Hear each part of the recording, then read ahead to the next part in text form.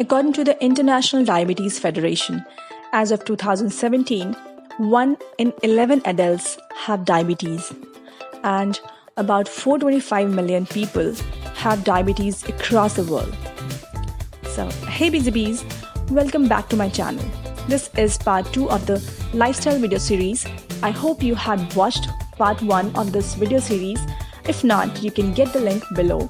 The previous video covered the lifestyle diseases, how and why they occur, and how you can reverse them.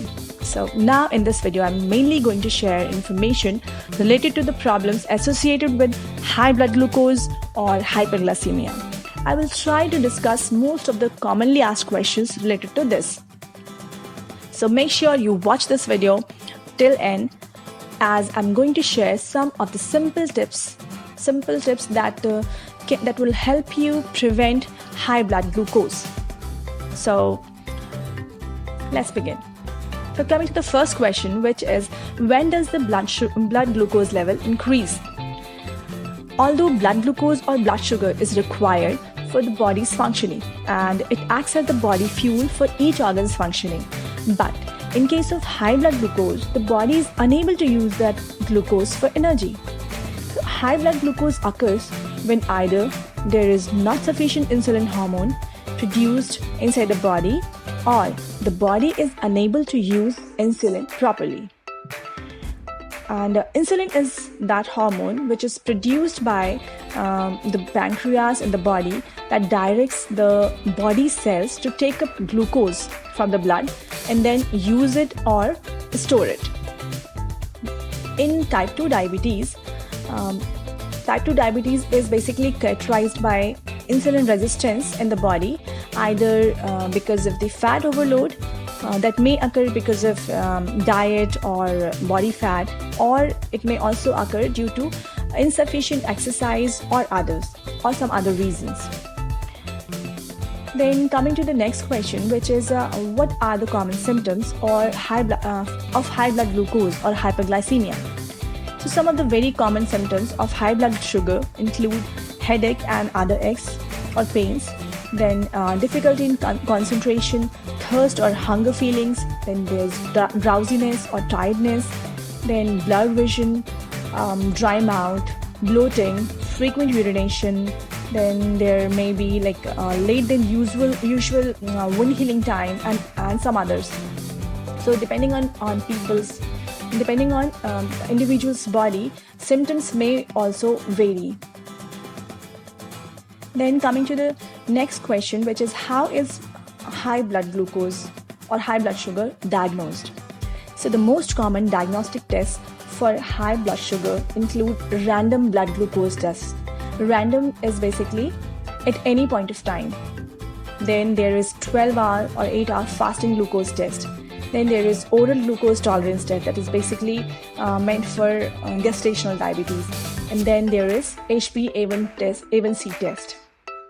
So random blood glucose indicates the glucose level in the blood at any point in time. Then there is normal blood glucose. Normal blood glucose values generally fall between 70 and 125. So, and then there is fasting blood glucose test. It generally requires blood sugar levels tested after 12 hours of fasting, mostly in the early morning before eating or drinking anything since the night before. So normal fasting blood glucose levels are less than 100, whereas the glucose levels above 100 up to 125 are diagnosed as pre-diabetic cases. And then if the glucose levels reaches 126 or reaches between 126 and even go beyond 126, it can be a diagnostic of diabetes. Then there is oral glucose tolerance test. So this is most commonly used for during pregnancy to diagnose gestational diabetes. As I said earlier, the test measures blood glucose levels at any given point, at any given time points after a certain dose of sugar is consumed.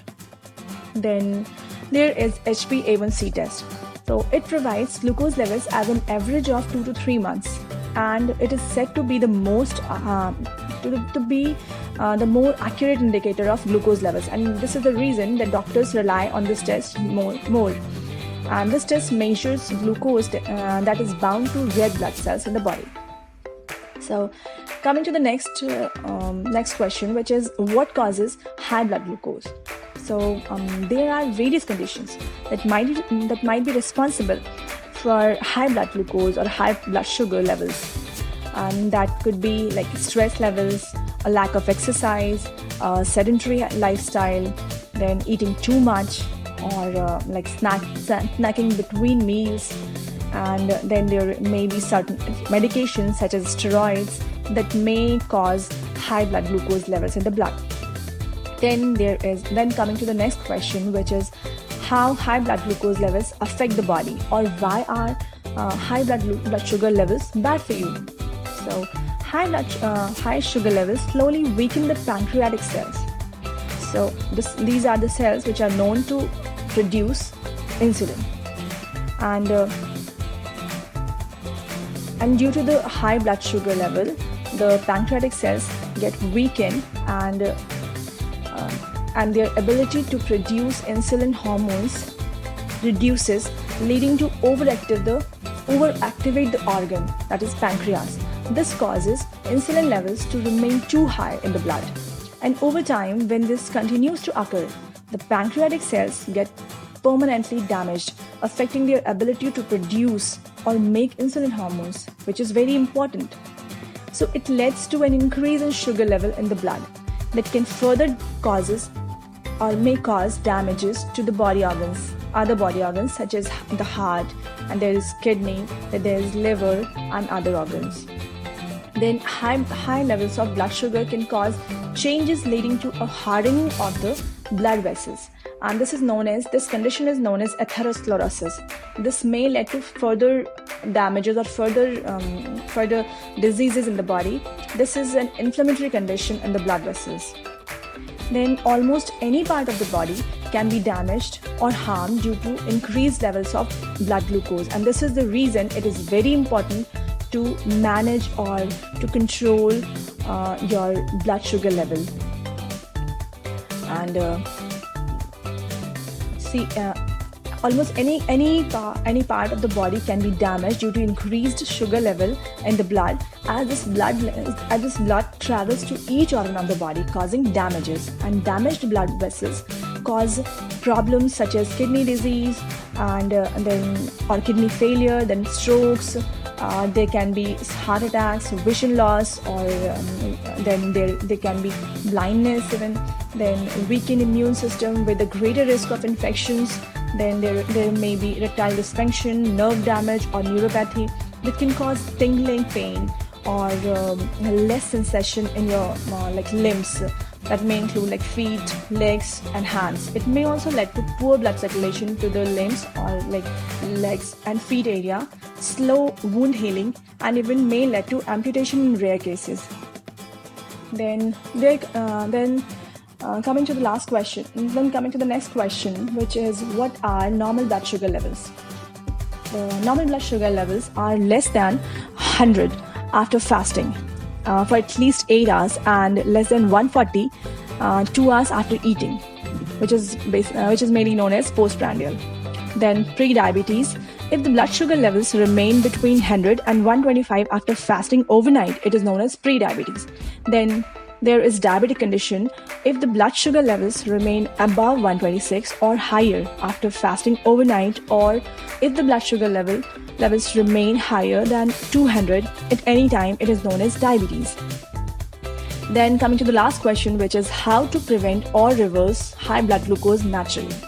This is very important to understand that diabetes is also known as metabolic disorders that arise because of disturbed carbohydrate or glucose metabolism in the body. So the methods to normalize the blood glucose levels involve efforts that help regularize the carbohydrate metabolism. Here, I'm going to share some of the natural ways to help you prevent or reverse high blood glucose levels to normal.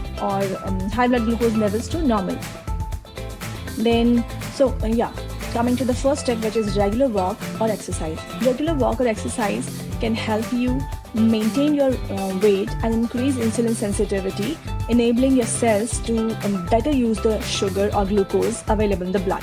Additionally, physical activity or exercise helps your muscles use blood sugar for energy and muscle contraction.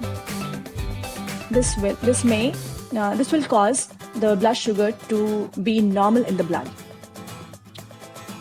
Sugar level to be normal in the blood. Then come to the next step, which is take small meal portions. In place of taking heavy meals, you should take small meals. And doctors mainly recommend to maintain your diet and meal time. It is very important to manage your blood glucose levels. So make a habit of eating slowly and chewing every bite to 32 times. And then monitoring your meal size or serving size helps reduce the possibility of an increase in blood sugar levels. Then coming to the next step, which is control your carb intake. In place of simple carbs or white carbs, include a mix of healthy protein, healthy fat, and healthy carbs in your meals. And you can include a lot of fibers and green veggies and salad in your meal. And then a low carb diet helps control blood sugar levels and also prevent blood sugar spikes. So coming to the next step, which is increase your water intake and stay hydrated. So drinking enough water helps you keep your blood sugar level normal. This helps kidneys to flush out all the excess sugar through urine. Then coming to the last step, which is avoid getting stressed. So stress can affect your blood sugar level, causing an increase in blood sugar. Why it occurs is basically because during stress, the body releases stress hormones, for example, glucagon and cortisol. So these stress hormones can cause an increase in blood sugar level, and this is the reason because of stress. The blood sugar level may vary in the blood. So it is very important to calm yourself and to reduce your stress level, not to take stress. Okay, so these were some of the tips to prevent or manage blood glucose levels.